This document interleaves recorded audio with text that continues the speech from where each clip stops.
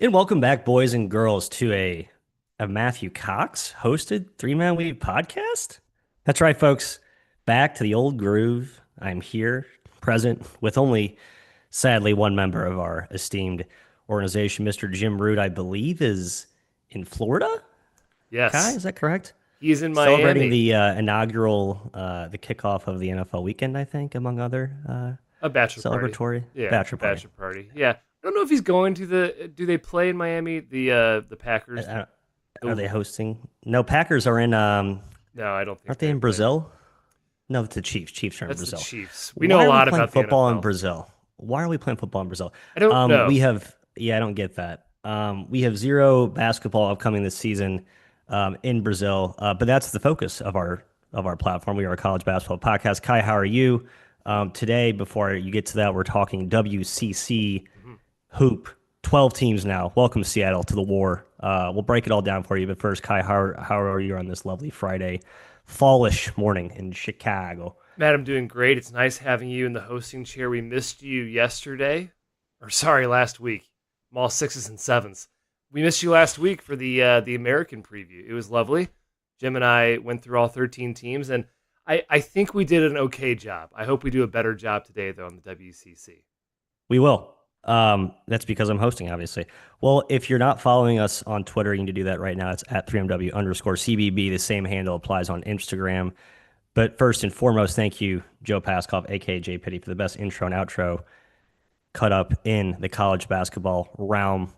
Subscribe to our podcast on iTunes, Amazon, Spotify, among other platforms. Please leave reviews and ratings, but only if they are of the 5-star variety. I think the most important plug I will say is you should be subscribed, signed up for, engaged in, and locked in perpetuity to Basket Under Review, coupled with our Discord channel network, which is where the burner ball was born, bloomed into Burr, as we now call it, Kai, publicly. At least I think I'm trying to make that, try to make fetch happen, Gretchen. We'll see if fetch works. But please subscribe. All the links for that are in our Twitter bio. Just the sheer volume of content that is pumping out. I can't even keep up with it. I'm a part of the organization. I still can't keep up with all the stuff that we put out there. Previews are dropping hot from us as well as Will Warren. Shouts to Will Warren, by the way, for taking for just getting in there with us in the preview muck. Not an easy task. It takes a brave soul to do that, and he's just one of many talented artistes over there. Kai, any other thoughts on the on all the great things that we're doing at Burr? Yeah, basketunderreview.com. The link is in the YouTube video And description. it'll be in the YouTube and the Spotify or iTunes Yes, there you app as go. well. Check it out. Yes. Good. I'm glad you do that. That's fantastic. Good production work there. Yes, it's the best. Check it out. You get access to both Discord and all the written content, so you're not getting cheated one way or the other, and it's fun. We got a lot of people in there. We talk every single day. It's great. Yeah, people are just very smart in that. I mean, that's just sort of, I think we've kind of filtered out a lot of the fat, and the people who remain are the strongest and smartest. Even I feel stupid sometimes. Uh, I think that's it for plugs. Kai, we're going to kick it over to the Roots Roundup, which will be Kai's Corner because Jimmy is not with us today. Kick it away, Mr. McKeon, for a couple of quick notes before we get to WCC talk. Welcome to Kai's Corner. Was that pretty good? No, it wasn't. It's okay. It was solid. Yeah. Hey, two quick notes in Kai's Corner. Number one, relevant. UC San Diego, welcome to the WCC. They're joining the conference in 27-28, apparently. So a couple years down the road, I think obviously 2 years, Gonzaga. right? I know, I can't keep up with the Gonzaga's leaving for the Pac-12, new the Pac-12. new Pac-12, Pac-12 version 2. So UC San Diego, pretty good ad. The Tritons, as Matthew calls them.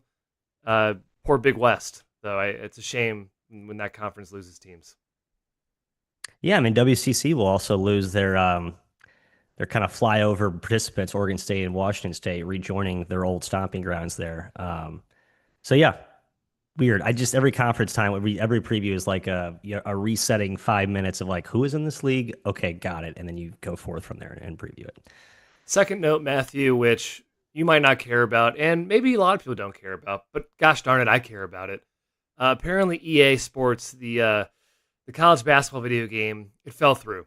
They're not going to be making their version anymore, and instead, we're going to get stuck with a watered down version from 2K that is almost certainly going to suck. They're going to include just over 100 teams, so not every single team. And I think it might not even be a standalone game. It might just be an NBA like module you can do. I don't know the details on that quite yet. The point is, we're getting robbed of a full 350 plus team, fantastic college basketball game that we had growing up, and it makes me sad. So EA Sports is just a tier above 2K. Like They just I kind of thought are 2K was a different. respected brand 2K in the has gaming basketball right realm. now. They Okay. won the basketball battle. EA has the football battle. They kind of like mutually agreed Mm, or whatever. okay. Bygones be bygones. Sure. Yeah, I'm sad about it. I'll be fine. I haven't played much video game in my last Life. 15 to 20 years of my existence, but yeah, I've always wanted to get into it. I just don't know if when the right time will be. Just don't have enough time. Anytime. You can pick it up Yeah. anytime. 80 years old, 60 years old, right Sure. now. Anytime. Anyways, Uh, all right. Does that that does it. conclude the corner? That's the small little corner, and we're ready for you to kick us off and lead us through the WCC woods. Best Coast, West Coast. Fitting. I was just out there last weekend. How was Um, that? Lovely? California. It was terrific. It really was. Long Labor Day weekend. Down in the Newport, the OC ish area, Kai. Lovely, Beautiful. lovely train. I'm more of a Hermosa Beach, South Bay guy, more of a Hermosa Beach guy, frankly, from my other stints out there. If I had to choose, not that I'm prioritizing here, but yeah. So that's my Matt's Cali corner will be maybe a later segment to come. But we're talking WCC ball, as we said at the onset. Seattle, welcome to the arena. A nice 12 team league now, Kai, which I think is kind of nice. I just like when there's even number of teams in these leagues. But yeah, just a quick recap of what we saw last year, right? This is the Gonzaga, St. Mary's, and then everybody else. League kind of has been that way for a while. The general development has been St. Mary's climbing to catch Gonzaga and then actually usurping them recently. Just a quick for next year, I think we're going to see a reversion back to the old Gonzaga's on the top tier, St. Mary's on like that step stool right below them, and then there's kind of everybody else, and then a few teams that are kind of creeping up on St. Mary's if they, I think that's one of the more fascinating teams we'll talk about. But it was a bounce back year overall last year. And I think that was largely because we welcomed Oregon State and Washington State, who did their duty. They were both good. I think both shattered our expectations. I mean, Oregon State was crazy better than I think anyone thought. And Washington State, they just had Cedric Coward healthy the whole year, and they were on kind of a rocket ship start to kick off the year. And even like Santa Clara and San Francisco, like it's such a tough league to be a rising program because no one notices you under the shadows of Gonzaga and St. Mary's. I mean, Santa Clara I know they lost a lot of close games. They were kind of volatile, but to finish, as high as they did in Ken Palm, it feels like no one really talked about it, and it was objectively for Santa Clara standards an awesome year again. What Chris Kerlupson is doing at USF is crazy. Oregon State, Tinkle, what he did with that roster. A lot of good coaches in this league, Kai. Mm-hmm. But it really is like one of these top 10 leagues that has a huge chasm between the haves and the have-nots when you have the dead weight that's always at the bottom. And frankly, we're going to fly through some of the discussions on those teams today and talk about the teams that matter more. Sorry. But yeah, thoughts on the WCC? Overall, very good year last year. Like you said, Santa Clara, that was their record for their best It was their Chem highest, season right? That ever. was better than the Jalen Williams team, Yes. the AirPods team, like Number really good team. 59. I mean, we'll talk about the other teams, but Oregon State was pretty feisty in that league, and San Francisco has always been good since Golden and Gurlison, and obviously St. Mary's and Gonzaga at the top. I agree, though. I think it's Gonzaga's league by a country mile, a Cracker Barrel mile, and I think they're going to run away with it. And I think St. Mary's and San Francisco are tier 2. And then you get the muck at the bottom. Because you hear about Newberry, Matthew. He's back. We can talk about He's that when we back. get to the Dons, but big developments happening in California. Very timely indeed. Yeah, we get to the Dons very soon as we go down what I would say my projected rankings, standings. Very fluid though. I've did do the preview for this league for our basket under review. I've written every team, but I've changed my standings like 3 or 4 times. However, I do have the Dons firmly in the top 3, solidified by the Newberry News. I have some good stats about his impact 2 years ago with the Dons. So yeah, absolutely enormous, very timely. Thank you, Newberry and NCAA, for cooperating with the timing of our podcast. We always appreciate that. A couple other quick notes. Only three all-conference guys returning. That's Graham Ike, Gonzaga, Tyrone Riley. The big news: the Don's able to keep him despite some obvious portal interest. Kai, go ahead. You have a question. Morauskas is also back. He was a first teamer. Oh, that's right, Morauskas. Okay, I lied. Huge, Oh no, huge I'm for sorry. St. No, Mary's. that's who I had. I was counting Okay, Mikey Lewis, who I should not have. He was the sixth man of the year. he was on the Doesn't really freshman count. team. Freshman Yes, team, I believe. yes, Yes. Okay. yes. So a 3.5. Mhm. Funny that the Gales have two, and we're going to talk about them as a team that has a lot of question marks. But beyond those two, there are a lot of question marks. But Kyle, let's start with the zigzags. It's a roster that is kind of becoming the new norm for Gonzaga. They don't have that ability or that consistency with developing transfers that sit out a year, but they do have one this season. Mhm. Braden Smith, highly anticipated point guard from Colgate, comes over, sits in the incubation chamber of excellence that Gonzaga does with their player development. He's projected to kind of lead the, be, if not the starting point guard, one of the lead ball handlers there. The bookend with Graham Ike and Braden Huff, awesome front court. Major question marks around that, but talent, no doubt. Adam Miller, Ty and Grant Foster, Grand Canyon, come on down. Jalen Worley from Virginia, Mario Saint Superman, as I call him, one of the, I think, the top 10 ish international prospects. And then Steel Venters, please stay healthy for once, please. Yeah, And my guy Manuel Innocenti's still there as well. Dianye, who had a couple good moments off the bench, big body. There's depth here, Kai. Thoughts on the Zags? I just think in general, it's pretty clear to me that they are a cut above the rest of this league. I just don't know where they stack up in the overall elite top overall national teams. Are they top 5, top 10? I think they're pushing top 10. Not to reveal our Yeah. eventual top 50 countdown, where Gonzaga, surprise, they're in it. Yeah, they're going to rock again. Also, last year, joke of an 8 seed. They were 8th in KenPom and an 8 seed in the tournament. Tells you how we need to maybe tweak the formula just a little bit when we look at teams and seeding. I was surprised they ended up an 8 seed. But yeah, you said first teamer back in EK. He's one of the best bigs in the country. I also think Huff is going to have a monster year in this conference. I think he's going to be WCC. I'm very high on his development. And yeah, Braden Smith's a guy that we just forget about. Not that Braden Smith from Purdue, but the Braden Smith from Colgate. He was a 2-year starter as a freshman and sophomore at Colgate, both tournament teams. We know that Few has a track record of developing guys that sit out a year. He's done very well. I think Williams Goss was one. Wasn't Nimhard a sit-out transfer as well back in the day? He just develops players. And you have a guy in Saint Superi who apparently, I watched some of his tape from Spain this morning, Matthew. Good. It's always hard to see or to determine how these guys are going to translate. I do think he's solid, but I think Smith and Saint Superi are, 1A, 1B in terms of pecking order at point guard. I don't think you can really go wrong there. And I'm in on TGF. I'm also in on Adam Miller as the veteran piece. We've seen this a few times where Few kind of recycles scorer inefficient guys like a Khalif Battle and turns them into a useful piece. Yep. It is an older team too. I think Few stayed pretty old. They've had some young talent. They felt younger last season, even the year before. If Grant Foster stays healthy, Miller stays healthy, especially if Venter stays healthy, it does feel like an older team, which I like. Point guard's the question mark. Shooting, maybe. I think Yeah, I'm a fine little with bit. it. Especially again, I think it's however the rotations shake out will kind of dictate the strength. I think there is some however the pecking order of minutes shakes out, I think will kind of define where the strengths and weaknesses of this team are, right? I think there's some, maybe if Vetters is awesome and Mario is awesome, this looks like a very offensive skill team. Innocenti made major headway late. Maybe he's kind of a defensive, gritty guy, and this team can maybe lean into a defensive. There's a lot of different ways this roster can shake out, which is why I like the optionality for Mr. Few.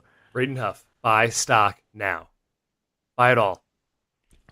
I did highlight the synergy post-up efficiency. Ike is obviously just a monster, but Huff is not far behind on a pretty hefty volume with I think a burgeoning skill set to add to that from the perimeter. So yeah, it's pretty good front court to go to war with there. Is that? It's just weird. I just caught EK stats in front of me. 22.9 minutes per game and 17.3 points per game. That's pretty good. Yeah, That's it's pretty good. dominant. That's He pretty good. also makes the occasional three now, which is kind Yeah, of he crazy. does, which is weird. Yeah. It doesn't always. It's like a whoa, here it comes. All right, we're going to St. Mary's. Kai, quick stat for you: the minutes continuity for the Gales the last 4 seasons. They've been good all 4 years, by the way. It's basically since the COVID year were down. They've been awesome every year since then. 82nd last year, 33rd the year before, 63rd the year before that, 17th in 2022. This season, and that's national rank per KenPom. This season, per Bart Torvik, they should end up at least bottom half of the country, if not lower. Does that Yikes. concern you? Yes. Talked about Mikey Lewis, talked about Paul Morauskas, who we both love. I love Morauskas. Bye Yes. bye Mitch Saxon. Bye bye Augustus Yeah, you lose Two player of the year. time, Two-time two player of the year, time. Gus, which is I will crazy. never take that seriously. It's funny because we hyped him up before anyone else did, Yes. and then I never accepted him as like an all WCC player of the year caliber when he was anointed as such. Anyway, he is like a heart and soul, no question. We'll miss him. Jordan Ross, kind of the big transfer out to Georgia. That was kind of thought to be the back end partner with Lewis. But thoughts on the Gales, Kai, and all of the new unknowns from what you do know, and I'll lighten you if you don't know anything. Yeah, well, and Saxon, defensive player of the year, he's just as important as Gus. He's gone, like you said.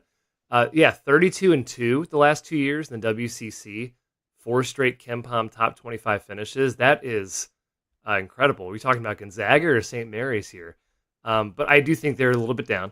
I love Morauskas, stud, absolute stud. He's going to be their best player. You're a big fan of Mikey Lewis. I know you and Jim kind of ranked him higher Mm-hmm. in the top 100 rankings. He was all freshman last year. He does have to step up this season and be the guy alongside Morauskas for them to be any good. We think Wessels is good, stepping up into the Saxon role. He's big. I don't care that much about Duckett from San Diego. They have a top 100 freshman, which is really rare, in I think Dylan Shaw. He just doesn't. Bennett just isn't pulling a lot of top 100 guys. Yep. But I think it's a very young team overall. Yes. Especially the bench. That's a little scary to me. We know Bennett kind of does better with continuity, with development. Yeah. I mean, player development. He talked about the big leap that Augustus made in his leap was he stayed at St. Mary's. I think it was this summer, 2 summers ago, instead of going to play international ball. And he's like, not to like toot the horn of our player development, but like guys get better when they stay here and play with us. And like you've seen that, it's like one of the few instances when that cliche applies, both Gonzaga and St. Mary's for that matter. So you're right. It's a young team, but it's a very, as Jim has mentioned too, it's a talented team. Like there are, I believe, 5 4 stars. Like even Liam Campbell is a 4-star guy. Dylan Shaw, you mentioned 4-star guy. Trent McLean, fringe top 125 4-star. Not 5-star, but like there is depth of talent relative to what Bennett has had in prior years. So I think you could argue there's actually even more upside. It just feels like this team's honestly a year away, which sounds dumb to talk about teams 2 years from now in this day and age. But it does feel like if Bennett can retain this core, this nucleus, I'm really interested to see what happens 2 years from now. But they still could be really good this year because they're St. Mary's and they're Randy Bennett. Tony Duckett, Kai, we didn't really mention him. I don't a lot of hype around him. He was good at San Diego. But that was such a weird team. I just don't know what to make of what I saw from him last season on that team. I have no idea what to make of him. I think he's kind of projected to be one of the key handlers next to Lewis in the backcourt. Is he? No, he's not. Okay. I always get that confused. I always think, oh, he must be TJ Duckett's guy or kid from the running back from the Falcons way back in the day. He's not. But his dad apparently did play in the NBA. His name? Tony Duckett. Never heard of him. Never heard of him. Thoughts? That's it. That's all we have. So, I mean, Yeah. I think it's a down year this year for St. Mary's. Down is Still top 3. relative. And I think is it a tournament team? That's the question. I think this is going to be more of maybe a bubblicious team. Mm-hmm. And a young team's going to have to get some non-con wins because this is a league where you need to get a few non-con wins to get in that large resume, right? You can't really rely on the conference racking up a gaudy conference schedule to put you over the top. All right, number 3 on my list in the standings, San Francisco. Mm-hmm. Again, shouts to Chris Gerlubson. Check out the Discord AMA. He was awesome. A lot of good insight there. People asked, amazing questions. I'm gonna start with just like let's just go to the hard news first, Kai. Let's rip the Band-Aid off. Here's why USF has been close but no cigar. Gerlofson is 0-9 against Gonzaga. Um, Todd Golden, by the way, guy who just won the national title, he was 0-8 against Gonzaga, and then Kyle Smith was 0-7. Wow. You have to get at least one victory against the Zags to really put yourself in that at-large conversation in this conference, and they just haven't done it. Right? They've been terrific. All the analytic numbers bear that out. They're deep. They do a lot of innovative stuff offensively. They have length everywhere. They have a very clear blueprint that I think Gerlofson has taken from Golden and carried forth and puts kind of his own touches on it. They find undervalued gems in the portal. Obviously, the excitement around keeping Riley and some of these young guys, Beasley coming up, could be a really breakthrough year for this squad. But just you gotta beat Gonzaga to get over the hump. That's where I think the buck stops. I'm curious. So yeah, 0-24, those three coaches. I'm curious what the ATS record is. Would you think it's over 500? I think Golden was actually like six and I don't know. I'm guessing. I feel like Golden Yeah, actually always played them very closely. felt like it. Um, Gerlofson, I think, is maybe split. That's a good question. Maybe I'll run that right now. I It does feel like they have played them run more it. competitively than like a one-sided outright record I'm reviews. I'm in on the Dons. I think this team could be really good. Definitely challenged for number 2 in the league. Yeah, 65 and 66 in Ken Palm the past 2 years, 24 and 10 in the WCC. They just haven't beaten Gonzaga, haven't gotten over the hump. They do lose two really good players. Malik Thomas is at Virginia now. Marcus Williams is gone. So those are two first-team all WCC guys. But you got Tyrone Riley back, who was all freshman. Newberry, who we talked about at the beginning of the podcast, a very crucial piece on both ends, is back. I think you have some stats on Newberry, you said. And then Beasley and Wang are back too, two guys that played a ton last year. I like the Fuchs addition from Rhode Island. I like the Masic, I don't know, from Portland. I think Masic. And even at Yeah, this level, Diaz Graham, Chet Homeless from Pitt, Chet sure, Holmgren. bring him in. I think he can contribute. So yeah, top 3 team for sure, a tier above the next couple teams in my opinion. But yeah, what do you got on Newberry or the record? So, uh, Evan Maya adjusted team efficiency margin on off. So he does his on off stuff's good. He does some competition adjustments with those. And obviously, this is I hate looking at just the one shot snapshot. You kind of have to look at the combination of players. But here is an inkling. Newberry was the Don's best overall per possession player adjusted for competition 2 years ago. That's even more important than Malik Thomas and Jonathan Mogbo. Mobo. How do you say his last name? Yeah, Silent G, right? Mobo. Yeah. Are you Who's talking 2 who's years getting ago, like 23, 24? yes, Okay. yes, who's getting paid lots and lots of dollars to play professional or I'm not sure on what his contract, but he's playing professionally. He's a good player. Um, so he's really good. I mean, I think I can't underscore how huge that addition is, and he's sort of the microcosm of what this team is: length, versatility, and that's what they want. The only outlier really is Ryan Beasley, who's like the 5'11" shot making dynamo, who I think who's a great kind of a change of pace microwave type dude. And then even Mookie Cook, Oregon. I think there's some hype around him. Oh, yeah. Mega talent. Oregon, always talented dude, just never found his footing there. Could be kind of a late post type breakout guy. So I completely missed he was on this roster. I totally agree. it's deep. They've been deep. I mean, even our guy Saba, uh, Gigi Berry has been there for like Beria. 7 years. He's like, I think he's like guy gets the start, wins the tip, and they bring him out after he gets 5 fouls in the first 5 minutes. It's a deep team. It's a deep team. Um, I don't know.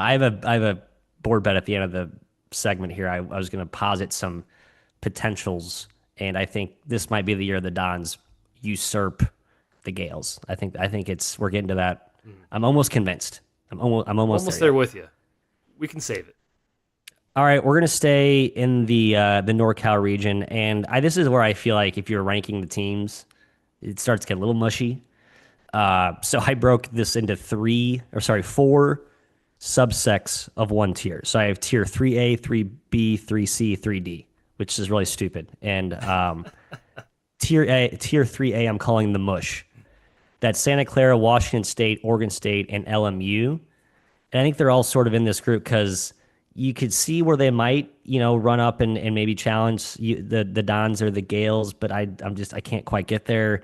But they also feel like they have a little more staying power above the new kid on the block, Seattle, San Diego and Pacific, who are both kind of like the fun wild cards, and then Pepperdine, Portland, who just don't really have exciting rosters, to be honest. Mm. So let's start with Santa Clara, Kai. This roster, um, they lost a lot of pieces, like they really did. But it kind of you have to pinch yourself and you look at some of the transfers coming in with very, very minimal production at big schools, and you have to take those guys very seriously because look at what Sendek's done with these types of guys, sort of like as a reclamation project or just a grass is greener new situation type deal. Um, and I think I took a close look at some of these guys, like the kid from Michigan State. I'm blanking on his name right now, excuse me. And then Normand, Garrick Normand. Normand, Yes. and then Tajo from Iowa was a I think a kind of a late blooming project at Iowa that I think they were high on, but just never really got a chance to stick. Just those two. I'm guessing one of those guys is going to be really good. You don't want to And then they pronounce the have Villanova guy? nope, not going to do it. Who's supposed to be pretty good as well, by the way. Gavel Yugov. Gavel Yugov. I'm going to call him Alec, Alec. and I'm going to stop there. Alec Yes. G. Alec from Alec Villanova. G. But again, the bench is very young. The key really is Elijah Mahikai, who I gave a top 100 player ranking to. I'm just like did. super high. I think he's awesome. Yeah, he's just really, really good. JUCO stud, crazy shot maker, does a lot of different things, can pass, can defend. I just love his game. So big bet on some youth development and some untapped potential development, but I think Sendek's proven he can do that. Yeah. I mean, you said they lost a ton. They sure did. All 5 starters. Ball, Stewart. He was all 5. Yeah, because Mahi came off the bench. That's right. Yeah, yeah. He started like 15 games, but Ball, Stewart, Tilly, Tyree Bryan, and Johnny O'Neal, my boy Johnny O'Neal. Yeah, Your all boy. gone. Yep. I do agree. Mike could be a stud. I'm not sure top 100 player, but hey, maybe I'll look stupid. I didn't think Podziemski was going to be a first round pick, and look what Sendek did with him. Yeah, Napper, Insminger, decent experience coming back. You mentioned the 3 power guys. We'll see. It's a very big mystery box, but everyone is young besides that. And that scares me a little bit.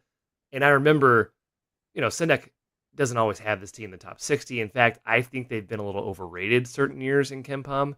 I've been profitable fading them a couple years in KenPom, but it's getting harder and harder because he just kind of keeps developing guys, and out of nowhere, I think they're down.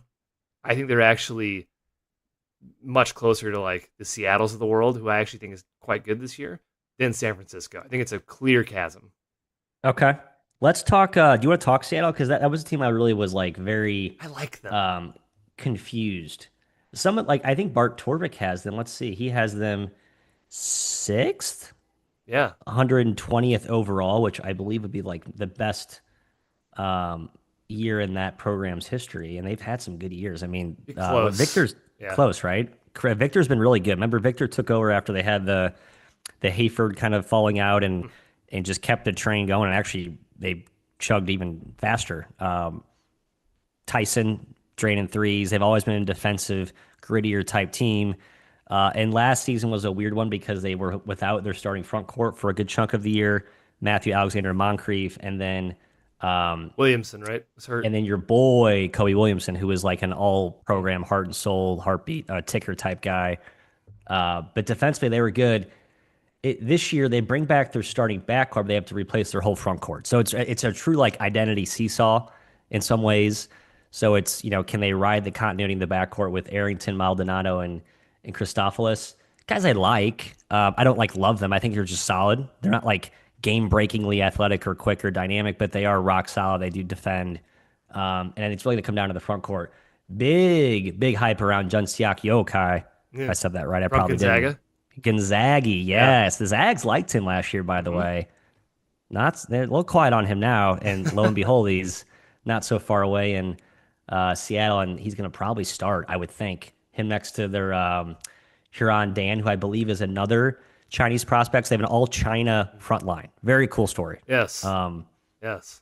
and then they have JoJo Murphy, the last guy, D2 All-American from Chico State. He should be awesome. So there's some pieces here, Kai. I feel like I sort of glossed over this team when I went through my preview. I did bump them up a couple more slots after re-examination. What else do you like about this squadron? Yeah, you mentioned Victor. So 139, 141, 107 was their high, and then 145 in KenPom. And last year, Will Warren did a great piece on this on Luck for Basket Under Review. the unluckiest team in the country. So they were 14-18 last year, but they're actually 145. They beat UC San Diego by 13 on the road at UC San Diego. Just a tough team to figure out last season. A lot of bad luck. The defense has been great every year under him. Top 100 every single year in KenPom. But yeah, the front court is the question because their starters are back in the backcourt. 3 starters are back. Very rare in this league and across the country. But I have high hopes with a D2 All-American. I don't care where you're from. Division II is a very good division with a lot of talented players. If you're an All-American, I think you can translate at least a little bit to the WCC. And yeah, I'm kind of high on the Yao transfer from Gonzaga. I'm buying them a little bit if they can find competency in the front court. I did like Victor talked about they do have some smaller guards. Like Murphy's 6'2", but like Maldonado's 6 foot. Um, the Darian Trammell success, right? He started at Seattle from I think San Francisco CC, a top end program there. Just he likes that like he thinks that people undervalue being a low center of gravity defender, so he likes to kind of find those like kind of fire hydrant smaller guards to get up into you. Like if you want to play basketball, there's something more annoying than the 5'10" guard getting into your jock strap and like you can't dribble anywhere. It's like he like leans into that as like this perimeter DNA, but then he likes to have some size in the back end. So it's a kind of unique but specific defensive strategy that he's talked about. I kind of like it. Victor knows what he's doing. Good coach, no question. Good coach. We'll see if the talent holds going forth. Speaking of talent, Kyle, let's talk LMU, which I think the story every year with them is talent's pretty good. And I know we feel sort of sometimes underwhelmed by what Stan Johnson has done. He's objectively done a very good job. Like this program is playing it's punching in a weight class it didn't under Mike Dunlap or coaches really before. Besides the 90s. And they lost a lot too. Wait, what? Besides the early 90s. Oh yeah, They're shouts quite to good. yeah, quite good then. Oh, Kimball. I want to say. Continue. It's just such a weird outlook because I feel like that you can see the upside here, maybe cracking top 5, but then there are a lot of new pieces. It's really just MJ Amy, who I love, Big Rick from Oklahoma, who I love, defensive kind of baron up front. Doesn't really do a lot else, frankly. And they brought in some interesting transfers. I mean, Tanner Thomas from Sacred Heart, Neka Sheldon from Eastern Illinois, like big producers, but like low major guys. And then Rodney Brown from Virginia Tech, I think kind of could be a post-type sleeper type guy as well. I don't know, Kai. Talent is strong, but like, is it less talented than his last couple of years? I kind of think so. Yeah. That's where I landed as I like looked at the overall pound for pound talent evaluation, which really this team has been driven by talent the last couple of years. How about Rokas Josephs, who I didn't realize was on this team? LaSalle, big man who didn't play UCF last year. I mean, he was productive for LaSalle. He was good. He was starting at LaSalle, and LaSalle was decent. I agree. I totally agree. Not great team. He could start for LMU. Even Jan Vide. Jan Vide's got ability. He's been around for a little bit. I thought he had a better year last year, frankly. But no, there are dudes on this team. Not crazy high upside, but there's some depth in weaponry. As far as Johnson goes, this is year 6. It kind of gave him like a mess score because it's the same story every year. It's like, oh, this team's pretty talented. Oh, okay. They didn't really maximize their talent. And I feel like that's going to be the same thing this year. And you lose Carawell, you lose Porter, who at this level were really good, and they were all WCC guys. Carawell was really good. I always feel like was low on him, but he was probably their most effective player last season. I agree. And start to finish. I do like Tanner Thomas from Sacred Heart. I think he's a very good player. I think he's going to do well here. I think he'll translate. So yeah, again, per usual, they have upside because they have talent. I'm just not sure it's going to be maximized, and I feel pretty comfortable saying they are capping out at 5 in the conference. Here's the fun trajectory of Stan Johnson. So he takes over in the COVID year of 2021, basically, or I guess the year after. Yeah, I call it the COVID year. It is, right? He finishes 95, the highest ever in program history, right? Top 100. No one took it seriously. They were 13-9, 7-5. The league was awesome that season. That's when Gonzaga played Baylor, obviously. Like that was just no one will ever remember that year being one of the best years analytically in LMU history. And then the next year they're hyped up to be like top 75, and they have some injuries and they fall all the way down to 203rd. The following year they're not taking it seriously, and then he overachieves again, top 100. Then next year they're hyped as top 100, and then so there's like this kind of like ping-ponging if Johnson is projected to be really good, he isn't, not always because of his own doing, but just because they've had some unfortunate injuries. So, but then last season was finally the first time when it felt like there was a little more of like a leveling out, like that kind of 150-ish range where you're middle of the pack, not really threatening for like an at-large or a postseason bid, but clearly dangerous enough to beat a top team, which St. Mary's found out. Gonzaga found out. So I think this team falls in that same ilk again, kind of to put a bow on it. Not a big deal, but he's never won 20 games. Is that weird? Yeah, he would That's have in weird. 2021. Yeah, won 19, won Probably 17. I agree. No, I just 13-9 in 2021. I know it was the best team analytically, but still kind of weird. it is weird. I know. Huh. Stan Johnson, formerly as a Wojo assistant at Marquette, I believe. If we go way back to Yes. the Yes, he's tree, Marquette yeah, okay, guy. Yeah, Marquette guy. big dude getter from Marquette. So that's where he got his luster. Hmm. Let's go back to back Washington State, Oregon State, the two kind of quasi brothers coming from the old Pac-12 and then boomeranging back to the new Pac-12 when that forms. We'll start with Washington State, Kai Wazoo, a team that was so fun to watch, especially when they had Cedric Coward healthy last season. Ugh, for Um, 6 games. for 6 games, man, they were really good though. Uh, it just this team was good, but like Santa Clara, just very volatile, shoot a lot of threes, defense sort of optional at times, not very athletic, exposed in certain matchups.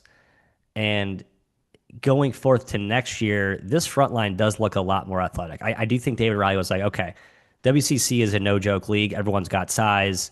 In general, a theme across this whole conference is like the team at the top of the totem pole sets the standard, and you have to kind of like build your team in a way that's able to compete with that. Gonzaga being the trees, the bigs.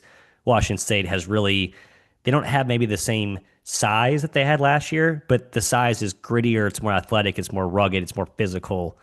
Um, but the key, they just lost so much offensive skill, and that's where I think the question mark is. Like, can they be that sublime David Riley offense with guys who are skilled, but man, really unproven, and they don't really have like that certified dynamic creator.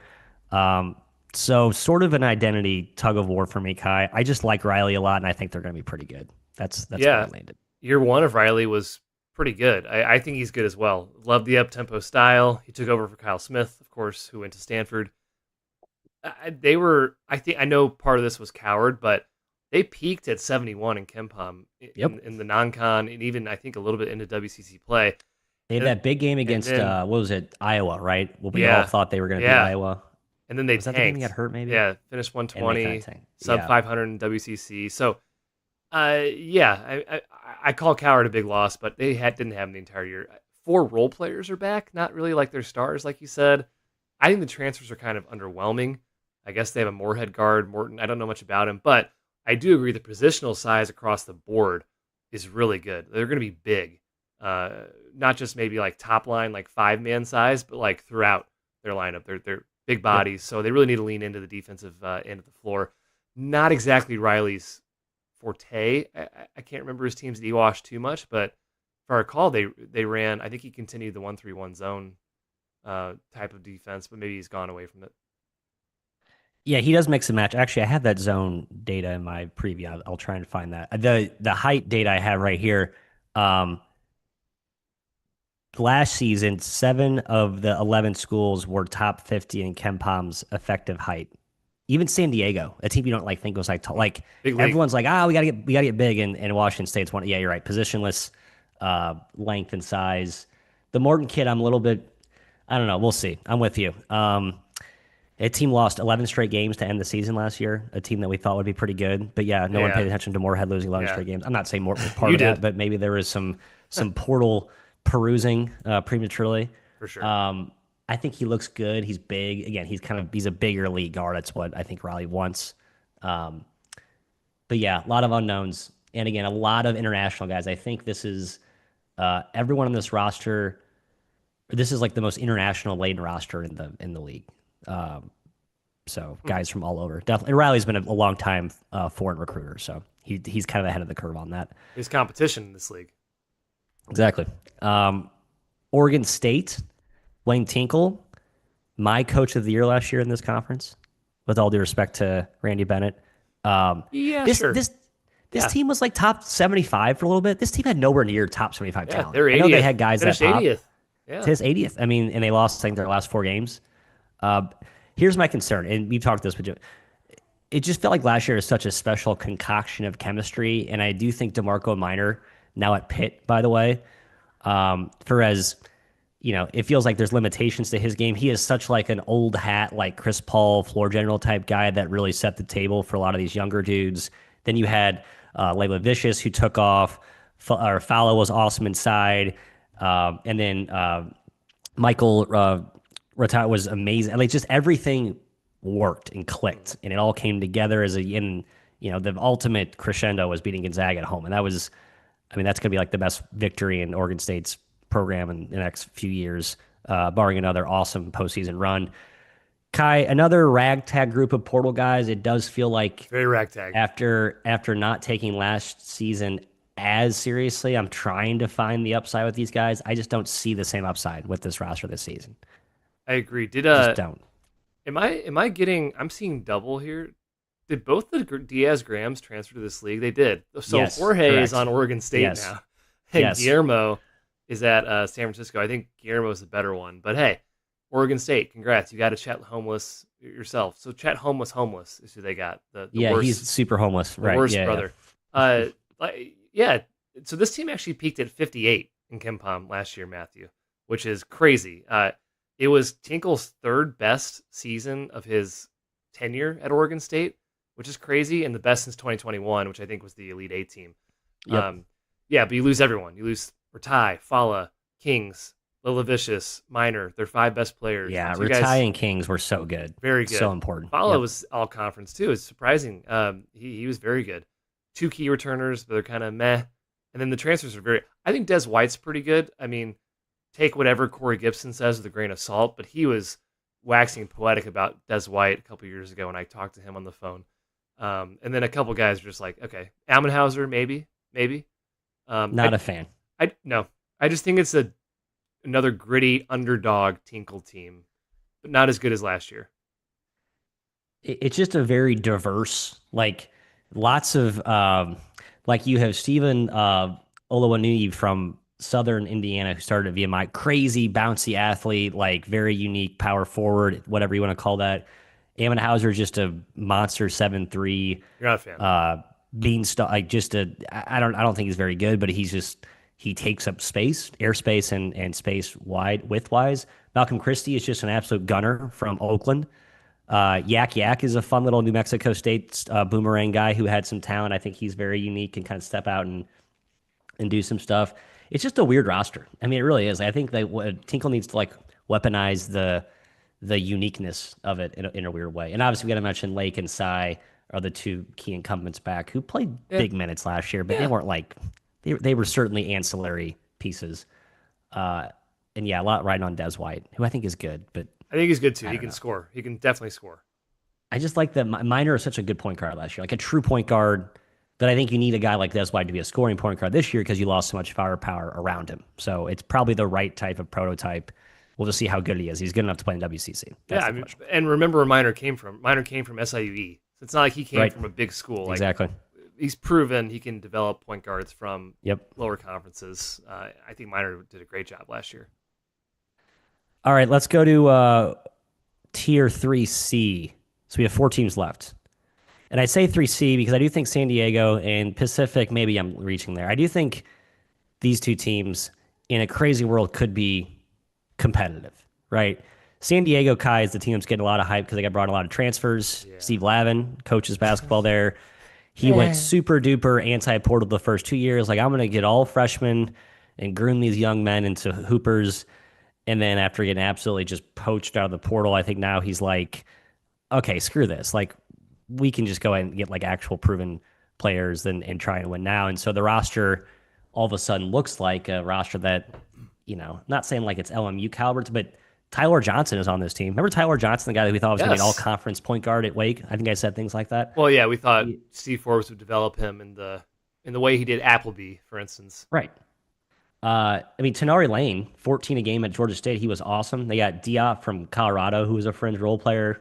Dominic Ford, from Southern Utah has been around for a Not while. bad. He's a proven commodity. He's good. Even Juan Sebastian Garcido is like fringe starter for Portland, and he's gonna probably not start for this team. The key returner is KJ Bradley. He's the guy that I think really took off last season. If you look at San Diego's roster or like rotations last season, the most unpredictable rotations of anyone in college basketball. No one had any idea who was playing on a game-to-game basis, whether it was injuries or just Lavin playing like the random hot hand. But Bradley was like the one semi-consistent guy throughout the whole year. He was hurt a little Not bit. surprisingly, he Missed some stayed. games. What? Did he miss some games? He did miss some games too. I think everyone missed. This team had a lot of injuries last Yeah. season. Right. So, and they had a couple of international dudes who I don't know a ton about, frankly. But like this looks like Lavin's best team on paper. That's all I'll say. Wasn't his team really good? Like his first year that had a lot of hype with like McKinney and Yes, that was my question. Is this team more or less talented than that team? The first year he inherited that core that all Scholl. kind of stayed around, right? From Scholl, which was give me a sec. Yeah, Marcellus Erlington, Eric Williams from Oregon, remember him? Wayne Yeah. McKinney, Deuce Turner, We they thought had Jaden Delaire from Yes. Stanford. I mean, they had talent in that team. They did. I think that team is. Why is Lavin here? So I think San Diego has more talent than Pacific, but I'm taking Pacific over him because of the guy holding the clipboard. San Diego's Okay. 2-16 in the WCC last year. I'm not sure he or the program even cares. He has two of the four worst KenPom finishes in San Diego history in KenPom, and last year was the lowest at 297. A lot of injuries. Maybe we should give him a little bit of a pass for that. I just don't think he's that engaged. And Tyler Johnson from Wake, KJ Bradley, their highest used player, and a bunch of these other transfers that you mentioned. I mean, that roster should get you in the top half of this conference, or at least fighting for it. But as it stands, I just can't really trust that he's going to get in there. I agree. That's why I juxtapose that next to Dave Smart and Pacific, who was not good last. I think people thought he would like kind of really make some way. They Pacific just they were a guy or two short. Didn't he specifically say in the preseason though? He was like, "We're not going to be very good." Like, yeah, he just did like say heads that. up. I just sort of thought he was saying Not that. going to be a good team. Because he was just. I mean, he won at such a high level in Canada, and all the Texas Tech folks like revered what he did under McCaslin. Like, just has such a awesome reputation coaching wise. But you look at the minute counts of their top players. I mean, like they had no bench. I mean, he had to play all their guys 90, major mileage, and I just think they just wore down. They weren't that talented, and they wore down. And I just think mentally it really wore on this team. Did beat Washington State twice. Interesting. Yeah, they pulled a couple punches because Smart's a really good coach. Yep. This team is not. This team's better, by the way. They have a lot better roster this season. I agree. It's just deeper. I mean, I think it's where it starts. It's deeper. They got Elias Ralph back, who was his kind of Canadian prospect, who is good. Mm-hmm. He was overwhelmed by WCC size last season. I think he was a little shell-shocked. His efficiency was not very good. That was kind of the main theory with their key guys. They just weren't very efficient. They were relying on 2 and 3 guys, and they just weren't very efficient. So I think now you can spread the wealth around a little bit. You can hunt higher quality shots, play matchups. I think tap into some of that coaching intellectual horsepower that we're touting for Smart. Some of the transfers, Kai, Justin Rochlin from UC San Diego, who started at Oregon State. Yeah. Nice player. Yep. Alexis Marmolejos from Lamar, who I did not watch a lot of, but it had nice numbers. Yeah, for an upstart Lamar team. Upstart Lamar team. Better Lamar team than expected, yes. Speaking of upstart, Jaden Clayton, point guard for Maine, who is coming off their best breakthrough season. For an upstart Maine team. Yep. Casey Abekwe, who I love, roundhouse You're 6. Big fan of Abekwe. Big fan. Yeah. Is he 6'11"? I need to check my height here on the roster. I feel like he's 6'6", but play like a homeless man Charles Barkley. I mean, got TJ Wainwright and Augustus Brazdakis. So the Brazdakis kid from Carleton Iggy's was brother. a He has to major be dude. Iggy's brother, right? I think he's his brother. Yes. Yes. How many Brazdakis basketball players? Wait, I did check on this. Hold on. Is he? Is he Izzy's brother? Crap. I wrote about this. I'll check. If he's not, but other guys have crazy. note real quick. Isaac Jack played at Dayton, like a He actually legitimate played big minutes. guy. Yeah, played big minutes. Yeah, not big minutes, but meaningful minutes. And then like I said, Wainwright was 13-2 at Long Beach, who was not very good, but still worst team ever. But yeah, still. And they got a 4-star guy. They plucked from Arizona State, Pitt. Like there is duties, whatever you call them. I'm gonna say dudes, but whatever, duties. Well, I don't think Long Beach was bad because of Wainwright. I mean, he was really, really good in the Big West. He was 43% from 3, and very efficient. he came up. I know you're a Robert Morris guy. He's from Robert Morris originally. Yeah, Um, touted highly there. yes, I think he just didn't stick with Tool. I think Pacific's talent is way up, and I think they're gonna overachieve. Whatever ranking you want to give them in the preseason, over. So you think they're better than San Diego? I think they will be. On paper, no, but because of the clipboard holders, I think they're gonna finish higher. Yeah. That's a good I think you actually might be on some there. Just for reference, they're San Diego's 150 in Bart Torvik, and Pacific is 230. So 80 spot gap there. Well, we'll see what the That 150 ranking is all paper, man. It's all paper.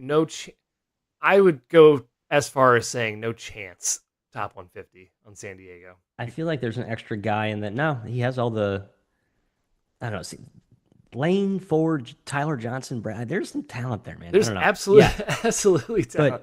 We got, but there also is definitely a lot more talent relatively on Pacific than what they had last season. that okay, year one for Lavin, he underperformed by almost 100 spots from his preseason ranking in KenPom. Yep, and that's our comparison here. I think this team. I agree. Hey, maybe not. Maybe not. Prove me wrong, Steve. Maybe not his guys. Not his guys. Not Type his of. guys. Yeah, Sure. I'll give him that. Pass. But the transfer guys are, right? Ah, come on. Give me a break. All right, let's go to Steve. Pepperdine and Portland.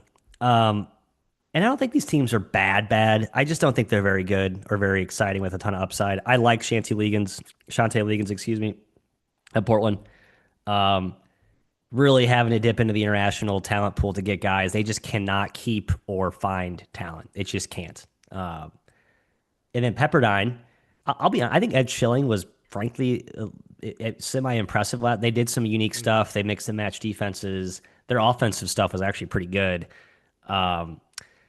And Stefan Todorovic was phenomenal down the stretch, along awesome. with Freaking awesome. Mo Odom was even better almost. They kind of had that late surge or the darling of the WCC tournament. So you have a little bit of momentum here going into year two, just coming off that finish from last season.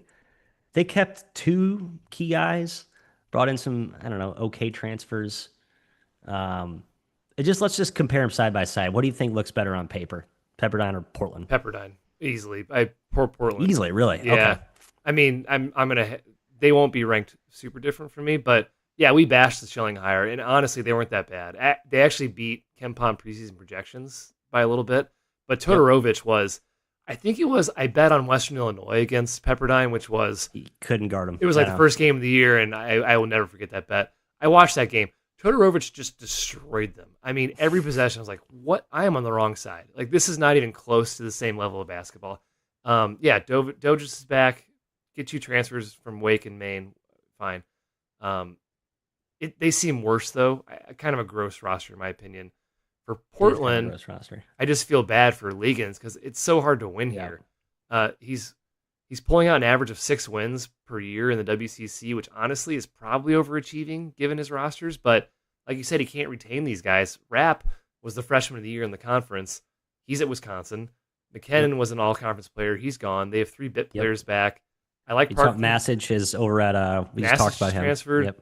I like Parker from St. Francis. He's decent. Hronsky from Duquesne is decent.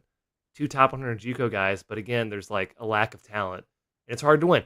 Will they finish last? I don't think Legans ever has in the WCC, so maybe there's like he'll finish ahead of Pepperdine or some other team that just crashes out, but on paper, it's just not a very talented team. I think the common denominator with both, neither team is very athletic. I think that shows up against the top teams. They just look like they're slower, smaller, weaker. Skill is there. I think coaching, now that I've seen a year of Schilling, we'll see what they look like next season. But I think I'm like, okay, I think there is some intelligence to the way this team plays. There's some cohesion. But I do think the lack of talent shows up against some of these big teams. So, all right, WCC. Final thoughts. Couple of potential, I'll say board bets or just premises to discuss here. St. Mary's, Kai, is this the year third or lower, or are they top 2 again? I was trying to put odds on St. Mary's top 2 versus 3 or lower. Boy, I think if it's minus, I think it's like a coin flip, top 2. Just because, I mean, I think they're better. You probably have them rated higher than San Francisco. Most people would probably agree with that, though. But then you're sort of discounting the optionality of like, what if Santa Clara just is awesome? What if Washington State is just randomly awesome or whatever? So I don't know. Okay, I'll go yes. And I love St. Mary's, but I'm going San Francisco is going to finish 2. That's not how I'm going to rate the teams, but yeah, I'll believe in the Dons. I kind of might back. I think I like the Dons to finish second too. I'm gonna probably pick St. Mary's second because I just I can't not do I that. think it's kind of Um, default. You have to. They've won the league 2 years in a row. Yeah, we talked about San Diego Pacific. I'm kind of with you. Maybe I'm Pacific taking is better. Pacific in the WCC finish. Yeah, Dave Smart, year 2. Come on. What about Oregon State, Washington State? Do you have an opinion on those two? I I think those are pretty neck and necky. prefer Oregon State I slightly. know. I thought about Slightly. it. Slightly? Man, maybe I prefer Washington. I don't know. They're really close for me. I think the Washington State newcomers are a little better than they look. I think there's a We'll little see. more. You have to unearth some of the untapped value, and then it made me. I eventually I'll go landed on Wazoo there by a about hair. the same. I'll go Wazoo Okay. by a hair, but they're basically the same. Yeah. Um, and I think a lot of the, Bart has Oregon State 93rd. Wow, and Washington State 143. I can see that. That I feel like most people probably think Oregon State looks better than Washington State on paper. If Oregon Washington State State just lost so much. I mean, they lost the Watt guys. They lost. I know Coward's only there for 7 games, and just man, I don't know. if Oregon State's top 100, you can give Tinkle Coach of the Year. That does feel high. I don't I think don't it's a think it's top going to 100 happen. team. I No don't think chance. it is. I don't know, man. I guess he's gotten there twice with crap or It's not true. crap, just fine rosters. Um, and then last premise, last place team. I think Pepperdine finishes last. Okay. Yeah, it's for me. It's either Pepperdine or Portland. I'll go Portland, um, but I don't want to doubt Legans. Again, he overachieves in this conference. Let's see. Last season, the worst team was San Diego at 297 in Kempa. I think this is the best last place team the Ooh, WCC has had in the last 5 seasons. That's my hot take ooh, to bang the gavel and ring the bell to close us out here. interesting. Well, they've had some really bad last place teams. You're right. Usually, Well, there's always one team that just not bottoms out. I think it's dumb 2023 to is pretty say, good oh, I think actually. this team's deeper than this conference is deeper than last year. Like, oh, every year one team just goes south, right? Yeah, Just by circumstance, just like injuries, whatever. They spiral. we do have one. All right, We that's do all have we got for the WCC. we Thoughts? do have one review. Good. Review it. I will. Here we go. Review the Terps, review. you can weigh in on this. I know this is the first time you're hearing this, and I should probably have read it more in depth at first. Terps fan Jason says coaching hires my favorite college basketball podcast easily. Heck yeah. He has a question. As a slightly disappointed Maryland fan because we chose the floor hire of Buzz Williams over the upside hire of someone like Tony Skinn, my question is, which programs should aim for more of a high floor hire and which should aim for high upside in their next head coach? My first thought is that Syracuse should try to get the floor back for making the tournament. This is a very interesting question. Mm. So, Matt, Syracuse, are you going for a floor guy who I guess would be a power conference like lateral move type of guy? Or are you going for a ceiling hire? Would Yeah, that qualify as a Langle or somebody of a lower level, for instance, or a young up and coming assistant, or Tony Skinn, even something like that? I love I would have preferred Tony Skinn, frankly. So in that case, I guess I'd go with the upside higher. I do think Buzz is one of the few true quote unquote high floor hires out there. I think there's a misnomer that I just because you agree. have experience at a power conference that you're like a quote unquote safer pick. Hmm. So I'm kind of rejecting the premise of the question, but I see where he's going with it. And I think in his specific situation in Maryland, that was actually a real like decision making barometer, I guess. But generally, I don't like the idea of thinking about coaching hires as high floor guys because so many of them out there who are perceived as such really aren't. Um, It's hard to be a I'm high always floor team guy and upside, change especially jobs. team upside at mid majors.